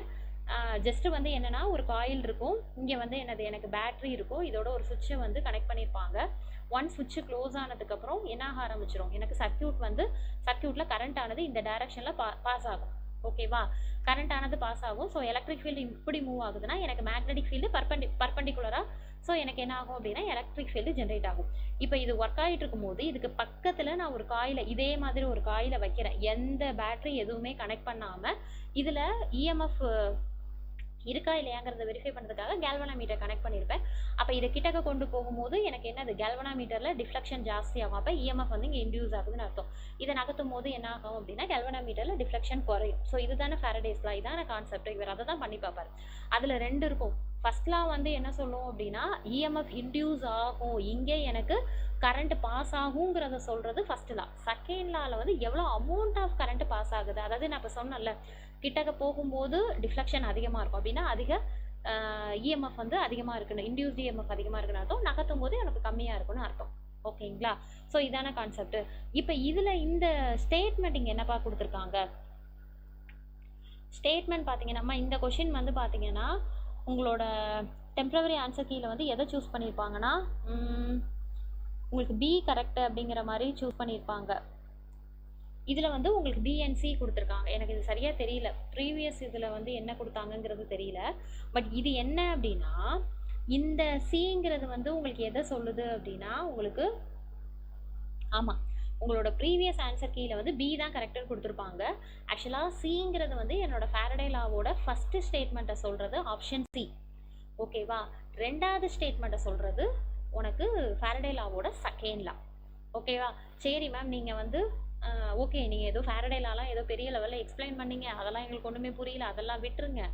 நீங்கள் வந்து கரண்ட்டுங்கிற வார்த்தையை யூஸ் பண்ணீங்கல்ல, கரண்ட்டு வந்து பாஸ் ஆகுது, அப்படி பார்த்தா உங்களுக்கு இந்த ஃபஸ்ட் ஆப்ஷன் கரெக்டாக தானே வரும், நீங்கள் அப்புறம் அதை சூஸ் பண்ணவே இல்லையே அப்படின்னு கேட்டிங்கன்னா நல்லா புரிஞ்சுக்கோங்க. நான் என்ன சொன்னேன், ஆப்ஷன் சி அப்படிங்கிறது என்ன சொன்னேன் அப்படின்னா என்னோட ஃபாரடேஸ் லாவோட ஃபஸ்ட்டு ஸ்டேட்மெண்ட்டுன்னு சொன்னேன். அதில் என்ன சொன்னேன் அப்படின்னா இஎம்எஃப்ங்கிற ஒன்று இன்டியூஸ் ஆகுங்கிறதே ஃபஸ்ட் லாவில் சொல்லியிருப்பாங்க. அதாவது electric field around the path can be generated by a time changing magnetic flux through a fixed path. அப்படின்னா என்னது, இந்த 2வது சர்க்கியூட் சொன்னல அதில் என்னோட எலக்ட்ரிக் ஃபீல்டு அரவுண்ட் த பாத்னா அந்த சர்க்கியூட் தான், வேற ஒன்றும் இல்லை. இந்த லைன் அதான் சொல்கிறேன்ல, இஎம்எஃப்பை பொறுத்த வரைக்கும் அதுதான் ஒரு பெரிய ப்ளஸ்ஸு. ஒரே ஒரு சின்ன விஷயம், அது என்னன்னா தியரியிலையும் அதே ஸ்டேட்மெண்ட் தான் வரும், ஃபார்முலாலையும் அதே ஸ்டேட்மெண்ட் தான் வரும். ஈவன் நீங்கள் டெரைவ் பண்ணி ஏதாவது சப்ஸ்டியூட் பண்ணுறீங்கன்னா அது ரிலவெண்ட்டாக தான் கொடுப்பீங்க. இப்போ இங்கே என்ன கொடுத்துருக்காங்க, electric field around the path can be generated. எங்கே ஜென்ரேட் ஆகுது, நான் 2வது சர்க்கியூட்டை பக்கத்தில் வைக்கிறேன்ல, ஸோ அப்போ ஜென்ரேட் ஆகுதுன்னா by time changing magnetic flux. Magnetic ஃப்ளக்ஸுங்கிறது என்னது, என்னோட ஃபர்ஸ்ட்டு சர்க்கியூட்டில் மேக்னெட்டிக் ஃப்ளக்ஸ் ஜென்ரேட் ஆகுதுன்னு சொன்னா எலக்ட்ரிக் ஃபீல்டு வரும், அதுக்கப்புறம் கொஞ்சம் கொஞ்சமாக பர்பண்டிகுலரில் மேக்னெட்டிக் ஃபீல்டு கிரியேட் ஆகும்னு சொன்னா. ஸோ அப்போ இது எனக்கு எதை சொல்லுது, என்னோட ஃபாரடே லாவோட ஃபஸ்ட்டு ஸ்டேட்மெண்ட்டை சொல்லுது. ஓகேவா, சரி மேம், அப்போ இங்கே அடுத்ததுக்கு வந்து என்னது, the voltage around the closed path can be generated by time changing magnetic flux through the fixed path.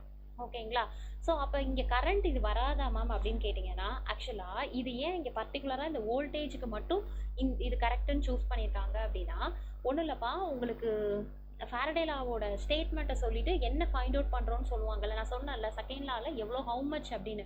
So அதுக்கான ஈக்குவேஷன் சார் என்ன எப்படி எழுதியிருப்பாங்கன்னா V = -n d∅/dt. ஓகேங்களா, ஸோ அதனால தான் இங்கே வோல்டேஜுங்கிறத சூஸ் பண்ணுறோம். ஓகேங்களாப்பா, புரியுதுங்களா?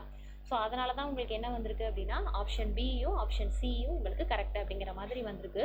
சரி மேம், ஓகே, ஸோ அதனால் நீங்கள் கரண்ட்டை விட்டுட்டீங்க. ஓகே, ஆப்ஷன் ஏவை விட்டுட்டீங்க. ஓகே, டி என்ன மேம் ஆச்சு அப்படின்னா டியை நல்லா பாரு, magnetic flux around the path can be generated by time changing magnetic field through the fixed path. ஓகேவா, ஸோ ஃபாரடேஸ் லாஸில் சொன்ன ஸ்டேட்மெண்ட்டே இங்கே கிடையாது. கரெக்டுங்களாப்பா? ஸோ ஏன் அப்படின்னா ரெண்டாவது சர்க்யூட்டில் வந்து எனக்கு இஎம்எஃப் வந்து இன்டியூஸ் ஆகுது. அதாவது என்ன அப்படின்னா time changing magnetic flux through the fixed path. ஓகேங்களா?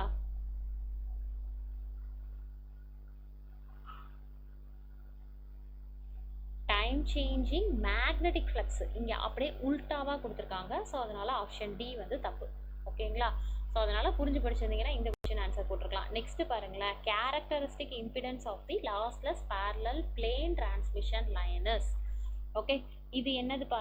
இது அப்படியே டைரக்ட் கொஷின். நம்ம என்னது லாஸ்லெஸ் லாஸி அப்படின்னு சொல்லிட்டு 2 டிரான்ஸ்மிஷன் லைன் படிப்போம். அதில் சம் வேல்யூஸ்லாம் பார்த்துருப்போம். கரெக்டுங்களா? அதில் எனக்கு ஜஸ்ட்டு கேரக்டரிஸ்டிக் இம்பிடன்ஸ் தான் கேட்டிருக்காங்க. ஸோ இந்த கொஷின் நம்ம பார்த்துருப்போம். ஈவன் அதில் நிறைய ப்ரொபகேஷன் கான்ஸ்டன்ட் வேல்யூலாம் கண்டுபிடிச்சிருப்போம்லப்பா. இதெல்லாமே ஃபார்முலாஸில் டேரெக்டாக தான்ப்பா கேட்டிருக்காங்க. ரொம்பலாம் இன்டெப்த்தாக கேட்கல. ஸோ இதெல்லாம் நீ ஜஸ்ட்டு நோட்ஸாக எழுதி வச்சுருந்தீங்க அப்படின்னா இதை ஆன்சர் ஈஸியாக போடலாம். என்னென்னா இதில் இந்த காமா வேல்யூ, ஆல்ஃபா இதெல்லாமே சம் வேல்யூஸ்லாம் நம்ம போடுவோம். மெஷரிங் பேராமீட்டர்ஸ்ன்னு போட்டு அதுலேருந்து இந்த கொஷின் கேட்டிருக்காங்க. ஸோ இது டைரக்ட் கொஷின் தான். ஸோ இதுக்கான ஆன்சர் வந்து √L/C. அதே மாதிரி தான்ப்பா அடுத்த கொஷின், ரொம்ப easy. Just characteristic impedance of transmission lines. இந்த கொஷின்ஸ் எல்லாமே எங்கேப்பா வரும்? டிரான்ஸ்மிஷன் லைன்ஸ் அண்ட் வேவ் கைட்ஸ்லேருந்து கேட்டிருக்காங்க. இதில் வந்து பார்த்தீங்க அப்படின்னா என்ன கேட்டிருக்காங்க? Characteristic impedance of the transmission line related with primary constant. So இதுவும் நமக்கு என்ன அப்படின்னா நம்ம ஃபார்முலாஸுங்கிறத விட இது பேஸ் பண்ணி நம்ம சம்ஸ் போட்டிருப்போம். என்ன வரும்? Z0 = ஃபஸ்ட்டு வந்து என்ன வரும்னா R+jωL டிவைடட் பை G+jωC. ஓகேவா? இதெல்லாமே டைரக்ட் ஃபார்முலா. ஸோ அதனால் இதை ஆன்சர் பண்ணிப்பீங்க.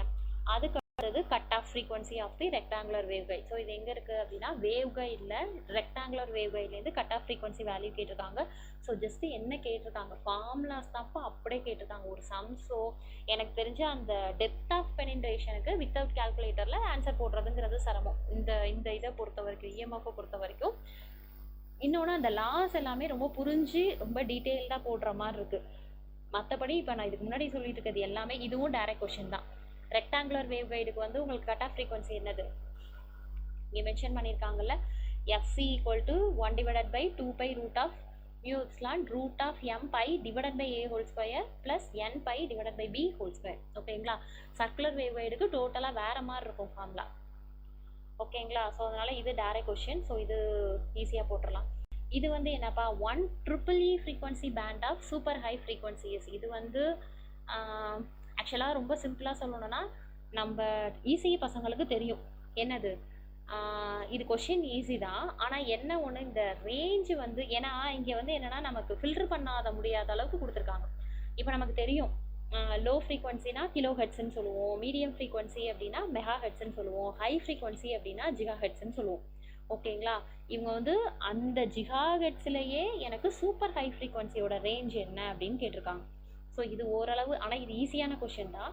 பட் ஆனால் உங்களுக்கு தெரிஞ்சிருக்கணும் சூப்பர் ஹை ஃப்ரீக்வன்சி என்ன, அதே மாதிரி எக்ஸ்ட்ரீம்லி ஹை ஃப்ரீக்வன்சி என்ன அப்படிங்கிறதும் உங்களுக்கு தெரியணும். ஓகேவா? ஸோ ரேஞ்ச் வந்து என்னது 3 அந்த மாதிரி தான் எடுக்கும்.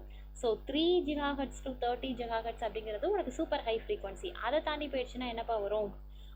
உங்களுக்கு இந்த இது தான் கொடுத்துருக்காங்க. அதுக்கு அடுத்தது பார்த்தீங்கன்னா 30 to 300 GHz அப்படிங்கிறது உங்களுக்கு என்ன வரும்? எக்ஸ்ட்ரீம்லி ஹை ஃப்ரீக்வன்சி அப்படிங்கிற மாதிரி வரும். ஓகேங்களா? இது எல்லாமே புக்கில் இருக்குமா? இதெல்லாமே நம்ம படிச்சிருப்போம் தான். ஓகேங்களா? ஸோ அதனால் இந்த கொஷினும் ரொம்ப ஈஸியான கொஷின் தான். நெக்ஸ்ட்டு வந்து என்ன கொஷின் பார்த்தீங்க அப்படின்னா ஹை கெயின் ஆண்டனா ஃபார் AUTனா ஆண்டனா அண்டர் டெஸ்டஸ் அப்படின்னு கேட்டிருக்காங்க. ஓகேவா? இந்த கொஷின் வந்து அவங்க என்ன பண்ணியிருந்தாங்கன்னா ஓல்டு ஆன்சர் கீழே வந்து உங்களுக்கு என்ன கொடுத்துருந்தாங்கன்னா ஹார்ன் ஆண்டனா கொடுத்துருந்தாங்கப்பா. ஓகேவா? ஹார்ன் ஆண்டனா கொடுத்துருந்தாங்க. இப்போ வந்து ஃபைனலைஸ் பண்ணி ரிஃப்ளெக்டர் ஆண்டனான்னு கொடுத்துருக்காங்க. ஓகேவா? ஆக்சுவலாக சொல்ல போனால் ஹார்ன் ஆண்டனாலையும் உங்களுக்கு என்ன இருக்கும் அப்படின்னா கெயின் வந்து ஹையாக தான் இருக்கும். ஓகேங்களா?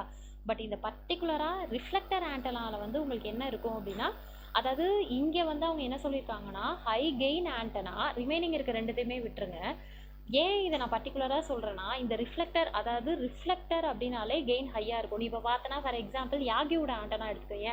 யாகியோட ஆண்டனாவும் நம்ம என்ன சொல்லுவோம்? High gain antenna. அது ஆக்சுவலாக டைரக்ஷனல் ஆண்டனா, ஆனால் அதுலேயும் கெயின் ஹையாக தான் இருக்கும். ரீசன் என்ன? அதோட கன்ஸ்ட்ரக்ஷனே பார்த்தோன்னா முன்னாடி ஒரு ரிஃப்ளெக்டாரும் பின்னாடி வந்து டைரக்டாரும் இருக்கும். ஓகேங்களா? ஸோ அதனால் கெயின் அங்கேயும் வந்து ஹையாக தான் இருக்கும். ஒட்டு மொத்தத்தில் ரிஃப்ளெக்ட் ஆகுது அப்படின்னாலே அங்கே கெயின் அதிகமாக தான் இருக்கும். ஓகேங்களா? ஸோ அந்த விதத்தில் ஆக்சுவலாக இதை நான் எக்ஸ்பிளைன் பண்ணும்போது என்ன சொல்லியிருந்தேன்னா, உங்களுக்கு ஹார்ன் ஆண்டனாவுமே உங்களுக்கு ஹை கெயின், அதாவது ஹார்ன்லையுமே, ஏன்னா ரெண்டுத்துலையுமே ரேஞ்ச் ஒரே மாதிரி தான்ப்பா இருக்கும். 10 to 20 dB தான் உங்களுக்கு கெயின் இருக்கும். ஓகேங்களா? பட் ஆனால் இவங்க பர்டிகுலராக ரிஃப்ளெக்டர் ஆண்டனாங்கிறது வந்து ஹை கெயின் ஆண்டனான்னு சொல்கிறாங்க அப்படின்னா மேபி அந்த ஆண்டனா அண்டர் டெஸ்ட்டை வச்சு சொல்கிறாங்கன்னு நினைக்கிறேன். பட் இது நான் எக்ஸ்பிளைன் பண்ணும்போது நான் எப்படி சொல்லியிருந்தேன்னா, ஹார்னும் வரும் ரிஃப்ளெக்டாரும் வரும் அப்படிங்கிற மாதிரி தான் சொல்லியிருந்தேன். ஏன்னா ரெண்டுத்துக்குமே வந்து உங்களுக்கு வந்து கெயின் வந்து அதிகமாக தான் இருக்கும். ஓகேவா? மேபி அந்த ஆண்டனா அண்டர் டெஸ்ட்டுங்கிறத வச்சு அவங்க வந்து அந்த ரிஃப்ளெக்டர் அப்படிங்கிற மாதிரி ஃபைனலைஸ் பண்ணியிருக்காங்கன்னு நினைக்கிறேன். பட் ஆனால் உங்களுக்கு வந்து மோஸ்ட்லி வந்து கெயின் வந்து என்ன இருக்கும் அப்படின்னா, ஏன்னா நம்மளோட டார்கெட்டே கெயின் வச்சு தான் நம்ம ஆண்டனா டிசைன் பண்ணுவோம். ஸோ அதனால் வந்து பார்த்தீங்க அப்படின்னா உங்களுக்கு ஹார்ன் ரிஃப்ளெக்டர் ரெண்டுமே வரும். அதுக்கு அடுத்தது பார்த்தீங்கன்னா பிளேனார் டிரான்ஸ்மிஷன் லைனர்ஸ். இது வந்து பார்த்தீங்கன்னா டிரான்ஸ்மிஷன் லைன்ஸ் அண்ட் வேவ் கைட்ஸில் பேசிக் கொஷின்ஸ் தான்ப்பா கேட்டிருக்காங்க. ஃபர்ஸ்ட் ஆஃப் ஆல் வந்து டிரான்ஸ்மிஷன் லைன்ஸில் நல்லா கொஷினை புரிஞ்சுக்கணும். டிரான்ஸ்மிஷன் லைன்ஸுங்கிறது கொஷின் இல்லை, பிளேனாக டிரான்ஸ்மிஷன் லைன்ஸ் கேட்டிருக்காங்க. இப்போ நமக்கு டிரான்ஸ்மிஷன் லைன்ஸ்லாம் பார்த்தீங்கன்னா அதில் நிறைய டைப்ஸ் இருக்குது. என்ன இருக்குது அப்படின்னா ஒயரு, குவாக்சியல் கேபிள், வேவ் கைடு, இது எல்லாமே ஒவ்வொரு விதமான டிரான்ஸ்மிஷன் லைன்ஸு. ஓகேங்களா? அவங்க கேட்டிருக்கிறது பிளேனாக டிரான்ஸ்மிஷன் லைன்ஸ் என்னன்னு கேட்டிருக்காங்க. பிளேனாக டிரான்ஸ்மிஷன் லைன்ஸ் அப்படிங்கிறது நம்ம கிட்டத்தட்ட 3D லைன் மாதிரி. அதாவது 3D லைன் மாதிரினா எப்படி சொல்லலாம் அப்படின்னா, உனக்கு இது இருக்கும், டயலெக்ட்ரிக் இருக்கும், கீழே வந்து கிரவுண்ட் பிளேன் இருக்கும். ஓகேங்களா? நிறைய மேலே வந்து பார்த்தீங்க அப்படின்னா உங்களுக்கு நிறைய லேயர்ஸ் இருக்கும். நீங்கள் இந்த பிளேனார் டிரான்ஸ்மிஷன் லைன் பார்த்துருந்தீங்க அப்படின்னா நான் சொல்கிறேன் நான். ஓகேங்களா? ஸோ நடுவில் வந்து என்ன அப்படின்னா ஒரு டயலெக்ட்ரிக் இருக்கும். ஓகேங்களா? ஸோ கீழே வந்து நிறைய இடையில வந்து நிறைய லேயர்ஸ் இருக்கும். ஸோ இதுதான் பிளேனார் டிரான்ஸ்மிஷன் லைன். நல்லா பாரு, கோஆக்சியல் லைனுங்கிறது ஒரு விதமான டிரான்ஸ்மிஷன் லைன், இது வராது. நல்லா புரிஞ்சுக்கோ. வெறும் டிரான்ஸ்மிஷன் லைன்ஸ்னா உங்களுக்கு இந்த 4 டைப்ஸ் வேவ் கைடும் one of the transmission lines தான். ஸோ கொஷின் அது கிடையாது. பிளேனாக டிரான்ஸ்மிஷன் லைன் அப்படின்னா பர்ஃபெக்டாக சொல்லணும்னா மைக்ரோஸ்ட்ரிப் லைன்ஸ் தான்ப்பா உங்களுக்கு பர்ஃபெக்டானது. ஏன்னா இந்த பிளேனாக டிரான்ஸ்மிஷன் லைன்ஸ்லேயே என்னென்னலாம் இன்க்ளூட் ஆகிருக்குன்னா ஸ்ட்ரைப் லைன்ஸு, அடுத்து coplanar wave guide, micro stripe, இது மூணுமே வந்து டைப்ஸாக உங்களுக்கு கொடுத்துருப்பாங்க. எதில்? பிளேனாக டிரான்ஸ்மிஷன் லைனில். ஸோ அப்படி பார்த்தா ஆப்டான ஆன்சர் வந்து உங்களுக்கு மைக்ரோஸ்ட்ரிப் லைன் தான். ஓகேங்களா? ஒன்றும் இல்லை, இந்த பிளேனாக டிரான்ஸ்மிஷன் இப்போ நான் வரைஞ்சிருக்கேன்ல, இதுலேயே வந்து என்ன அப்படின்னா சம் மாடிஃபிகேஷன் தான் நான் சொல்லக்கூடிய அந்த 3 method. Stripe line, coplanar wave guide. அப்போ இதுவா மேம்னு கேட்கக்கூடாது, இது கிடையாது. இது நார்மல் வேவ் கைடு தான், it's one of the transmission line. இது கிடையாது, நான் சொல்கிறது கோப்ளேனார் வேவ் கைடு. அதை இங்கே மென்ஷன் பண்ணல, அதை விட்டுருங்க. மைக்ரோ ஸ்ட்ரிப்பு பிளான் பண்ணியிருக்காங்க. ஸோ அது கொடுத்துருக்காங்க. ஸோ ஆப்ஷன் டி வந்து பர்ஃபெக்ட். ஓகேவா? இந்த பேரலல் பிளேட் அப்புறம் ஏன் மேம் கரெக்டாக கொடுத்துருக்காங்க அப்படின்னா, இங்கே டை எலக்ட்ரிக், ஏன்னா பிளேனாக டிரான்ஸ்மிஷன் லைன் அப்படிங்கிற போது அதோட கன்ஸ்ட்ரக்ஷனில் வந்து டை எலக்ட்ரிக் இருக்கும். ஓகேங்களா? இந்த டை எலக்ட்ரிக்ங்கிற வார்த்தை வந்து உனக்கு எதுக்கு ஷூட் ஆகும்னா அந்த பேரலல் பிளேட்டுக்கு ஷூட் ஆகும். ஏன் அப்படின்னா எல்லாத்தையும் விட பேரலல் பிளேட் அப்படின்னா கிட்டத்தட்ட நீங்கள் என்ன அப்படின்னா கிட்டத்தட்ட கெப்பாசிட்டர் மாதிரி ஞாபகம் வச்சுக்கோ, ப்ளஸ் மைனஸ் அப்படின்னு ஞாபகம் வச்சுக்கோ. ஓகேங்களா? ஸோ இந்த பிளேனாக டிரான்ஸ்மிஷன் லைன்ஸும் கிட்டத்தட்ட இது மாதிரி இருக்கிறதுனால உங்களுக்கு ஆப்ஷன் பியும் வரதுக்கு, ஆப்ஷன் பியும் கரெக்டான ஆப்ஷன் கொடுத்துருக்காங்க. ஓகேங்களா? பட் ஆனால் பர்ஃபெக்டான ஆன்சர் வந்து உங்களுக்கு மைக்ரோஸ்ட்ரிப் லைன் தான். ஓகேங்களா? தென் அதுக்கு அடுத்தது mathematical expression for induction theorem கொடுத்துருக்காங்க. என்னப்பா இண்டக்ஷன் தியரம்னா முதல்ல என்னது? ஆக்சுவலாக இண்டக்ஷன் தியரம் எதை சொல்லணும் அப்படின்னா, என்னோட சர்ஃபேஸ் கரண்ட் டென்சிட்டிக்கும் எலக்ட்ரிக் ஃபீல்டு டிஸ்கண்டினியூட்டிக்கும் இடையில இருக்கக்கூடிய ரிலேஷனை சொல்கிறது தான் என்னோட இண்டக்ஷன் தியரம். கரெக்டுங்களா? ஸோ அப்போ இதில் வந்து இது வந்து இந்த அளவுக்கு படிச்சிருப்பீங்களாங்கிறது எனக்கு தெரியல. பட் ஆனால் அதோட மேத்தமெட்டிக்கல் எக்ஸ்பிரஷன் கொடுத்துருக்காங்க. ஒன்றும் இல்லை, இப்போ நான் சொன்ன ஸ்டேட்மெண்ட்டையே உங்களுக்கு வந்து என்ன அப்படின்னா மேத்தமெட்டிக்கலாக சொல்லணும்னா உங்களுக்கு எந்த ஆப்ஷன் வரும் அப்படின்னா ஆப்ஷன் ஏ வரும். ஏன் அப்படின்னா இந்த இண்டக்ஷன் தியரம் ஃபுல்லாகவே வந்து என்ன அப்படின்னா என்னோட சர்ஃபேஸ் ஓரியன்ட். ஓகேங்களா? ஸோ சர்ஃபேஸ் ஓரியன்ட் அப்படிங்கிறதுனால உங்களுக்கு என்ன அப்படின்னா first surface current density MS equal to minus n vector into இடி. அதாவது என்ன அப்படின்னா ஜஸ்ட்டு உனக்கு நான் இப்போ சொன்னது இண்டக்ஷன் தியரம்னா என்னங்கிறத சொன்னேன்.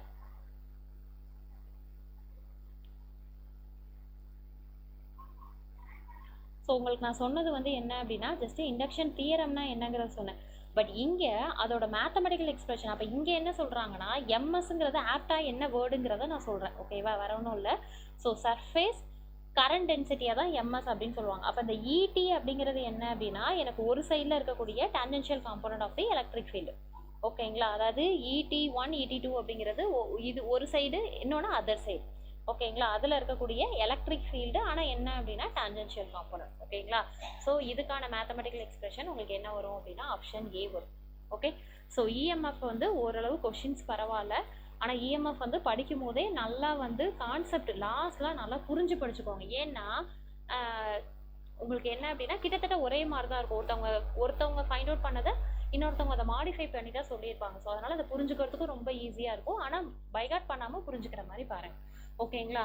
ஸோ ஓவராலாக நம்ம என்ன பண்ணியாச்சு அப்படின்னா கொஷின் பேப்பர் ஃபுல்லாக கம்ப்ளீட் பண்ணியாச்சுப்பா.